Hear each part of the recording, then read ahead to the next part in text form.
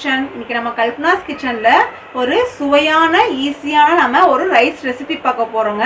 அது என்ன அப்படின்னா எக் ரைஸுங்க. உங்களுக்கு முட்டை இருந்துச்சுன்னா நீங்க குயிக்கா நீங்க இந்த ரைஸை செஞ்சு சாப்பிட்றலாம்.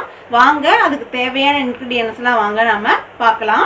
நான் வந்து 2 டம்ளர் பாசுமதி ரைஸ் எடுத்திருக்கேங்க. 6 முட்டை, 2 பெரிய வெங்காயம், 1 தக்காளி, 1 டேபிள் ஸ்பூன் இஞ்சி பூண்டு விழுது, உப்பு ஆஸ் பர் டேஸ்ட், பச்சை மிளகாய் 5, கொரியாண்டர் லீஃப் கொஞ்சமா, 1 டேபிள் ஸ்பூன் மிளகு பவுடர், 1 டேபிள் ஸ்பூன் நெய். இது வந்து குட்டி பிளேட்ல இருக்கிறது வந்து நம்ம தாளிக்கங்க. 2 பே லீஃப், 1/2 டேபிள் ஸ்பூன் சீரகம், 1 பட்டை, 1 லவங்கம். இவ்வளவுதாங்க நம்மளுக்கு தேவையான இன்கிரீடியன்ஸ். எக் ரைஸ் செய்யறதுக்கு தேவையான இன்கிரீடியன்ஸ். இப்போ நெக்ஸ்ட் ஸ்டெப்பா நாம வந்து அரிசியை வந்து ஒரு 10 நிமிஷம் ஊற வச்சிருங்க. ஊற வச்ச அப்புறம் அதை நல்லா கொதிக்கிற தண்ணியில ஒரு 70% நம்ம ஃபர்ஸ்ட் வடிகட்டி எடுத்துக்க போறோம். அண்ட் தென் வெங்காயத்தை குட்டி குட்டியா கட் பண்ணிக்கோங்க, தக்காளியும் குட்டி குட்டியா கட் பண்ணிக்கோங்க, பச்சை மிளகாவையும் குட்டி குட்டியா கட் பண்ணி நீங்களே வச்சுக்கோங்க. நெக்ஸ்ட் ப்ராசஸ் எப்படின்னு நம்ம பார்க்கலாங்க. பாருங்க, நான் பாஸ்மதி ரைஸை ஒரு 10 நிமிஷம் ஊற வச்சுட்டு வடிகட்டி வச்சிருக்கேன். ஆனியன், டொமேட்டோ, பச்சை மிளகாய் எல்லாம் குட்டி குட்டியா கட் பண்ணி வச்சுட்டாங்க. இப்போ எப்படி வாங்க எக் ரைஸ்க்கு ப்ரிப்பேர் பண்ணுறதுன்னு பார்க்கலாம். பாருங்க, நான் வந்து ஒரு பாத்திரத்துல நல்ல தண்ணி ஊற்றி வச்சிருக்கேங்க. நல்லா கொதி வந்தப்புறம் நாம அரிசி போடணுங்க, இல்லைன்னா அரிசி உடஞ்சிரும். நல்லா கொதி வந்தப்புறம் நாம 1 டேபிள் ஸ்பூன் ஆயில் சேர்த்திக்கலாங்க. கொஞ்சமா உப்பு சேர்த்திக்கலாம். இப்போ நம்ம ரைஸ் ஆட் பண்ணிக்கலாங்க. கொதிக்கிற தண்ணியில் ஆட் பண்ணுங்க, இல்லைன்னா அரிசி உடஞ்சிரும். ஆட் பண்ணிட்டு மிக்ஸ் பண்ணிட்டு அப்படியே விட்டுருங்க. ஒரு 2 மினிட்ஸ்க்கு அப்புறம் பார்க்கலாங்க. இது வந்து ஒரு 70% நம்மளுக்கு அரிசி வந்தா போதுமானதுங்க. பாருங்க, 2 நிமிஷம் ஆயிடுச்சு. அரிசி பாருங்க எவ்வளவு நீள நீளமா இருக்குன்னு. இது வந்து நம்மளுக்கு ஒரு 70 இந்த மாதிரி உடஞ்சா போதுங்க. சுவிட்ச் ஆஃப் பண்ணிட்டு நீங்க வடிகட்டி வச்சுக்கோங்க. வடிகட்டி வச்சப்பறம் எப்படின்னு நம்ம பார்க்கலாங்க. பாருங்க, நான் நல்லா வடிகட்டி வச்சிருக்கேங்க இந்த சாப்பாடை. நீங்க வந்து பாசுமதி எடுக்கணும் இல்லைன்னா நீங்க சாதா சாப்பாடு கூட இந்த மாதிரி வடிகட்டி வச்சுக்கலாங்க. இப்போ குக்கிங் ப்ராசஸ் எப்படின்னு பார்க்கலாம். நான் கடாய் வச்சிருக்கேங்க. கடாயில 3 டேபிள் ஸ்பூன் ஆயில் விட்டுருக்கேன். எடுத்து வச்சிருக்க நெய்யில கொஞ்சமா நான் நெய் சேர்த்திக்கிறேன். லாஸ்ட் கொஞ்சம் சேர்த்திக்கலாம். நல்லா காஞ்ச அப்புறம் எடுத்து வச்சிருந்த 2 பிரியாணி இலை, 1 பட்டை, 1 லவங்கம், கொஞ்சம் சீரகம் ஆட் பண்ணிக்கலாங்க. வெங்காயம் பாருங்க எவ்வளவு பொடி பொடியா கட் பண்ணி வச்சிருக்கேன்னு. இந்த மாதிரி குட்டி குட்டியா இருந்தா சூப்பரா இருக்குங்க.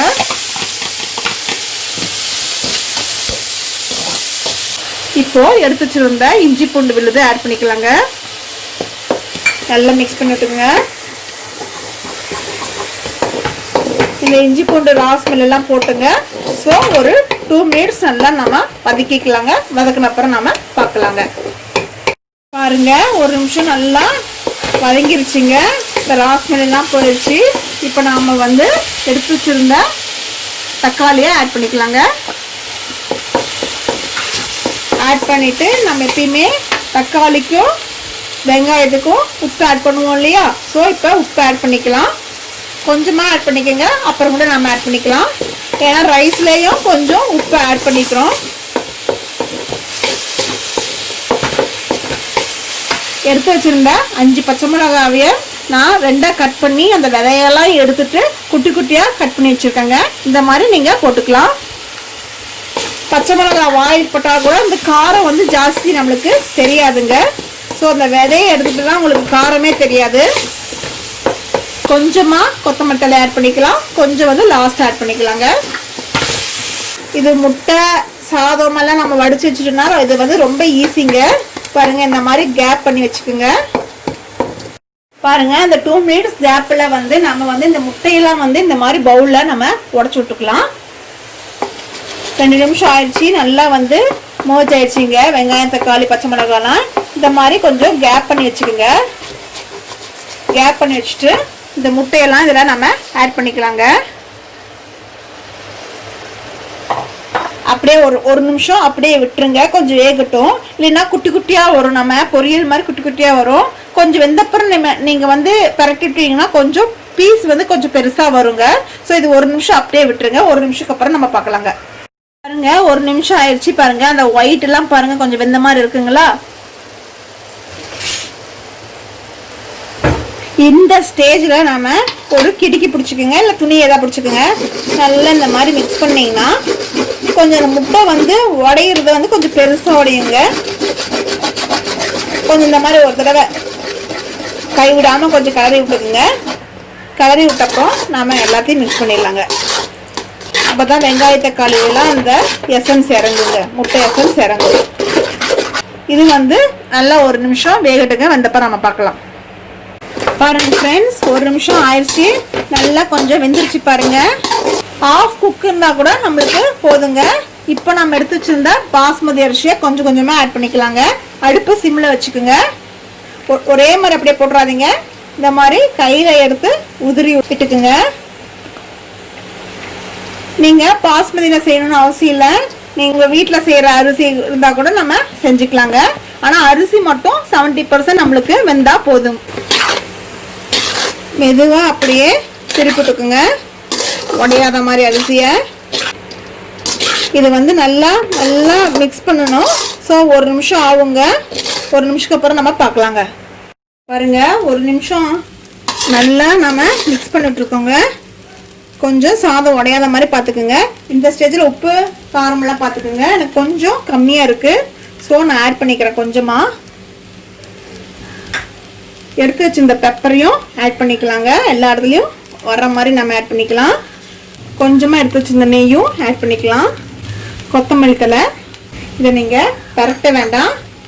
சிம்மில் வச்சு தட்டு போட்டு மூடி ஒரே 1 நிமிஷம் நல்லா அப்படியே குக் ஆட்டுங்க. அதுக்கப்புறம் நம்ம பார்க்கலாங்க. 1 நிமிஷம் ஆயிடுச்சுங்க. ஸ்மெல் சூப்பராக இருக்கு. மெதுவாக அப்படியே கட்டி கொடுங்க.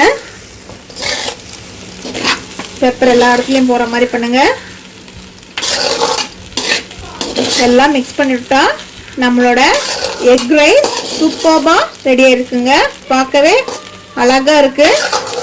நல்லா மிக்ஸ் பண்ணிக்கோங்க. இப்போ ஆஃப் பண்ணிடுங்க. அவ்வளோதாங்க, நம்மளோட எக் ரைஸ் ரெடி ஆயிடுச்சுங்க. ஃப்ரெண்ட்ஸ் பாருங்க நம்மளோட எக் ரைஸ் சூப்பராக ரெடியாக இருக்குங்க. வாங்க சாப்பிட்லாம். இது தாராளமாக வந்து 3லேருந்து 4 பேர் சாப்பிட்லாங்க. குழந்தைங்கள்லாம் விரும்பி சாப்பிட்ற ஒரு ரெசிபிங்க இது. ஸோ நீங்கள் வீட்டில் கண்டிப்பாக ட்ரை பண்ணிங்க.